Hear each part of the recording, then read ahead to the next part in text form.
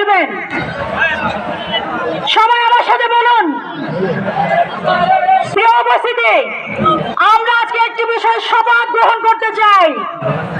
সবাই আমার সাথে হাত মেলান। আমরা সবাই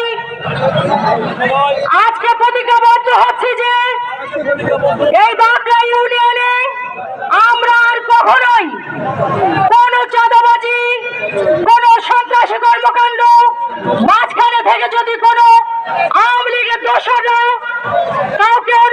কাউকে এখানে যদি কারো সম্পৃক্ততা করে, আমরা কোনো কাজে সম্পৃক্ত হব না। আমরা নিজেদেরকে সংযত রাখবো। সামনে আমাদের জাতীয় ইলেকশন আসছে, সেই ইলেকশনের জন্য আমরা জাতীয়তাবাদী দলের পক্ষে আমরা কাজ করব। আমরা শপথ গ্রহণ করছি যে আমরা কোন রকম ঝঞ্ঝাট ঝামেলার মধ্যে জড়াবো না। আমরা সততা এবং নিষ্ঠার সাথে দল পরিচালনা করব। আমি আর বেশি কিছু বলতে চাই না।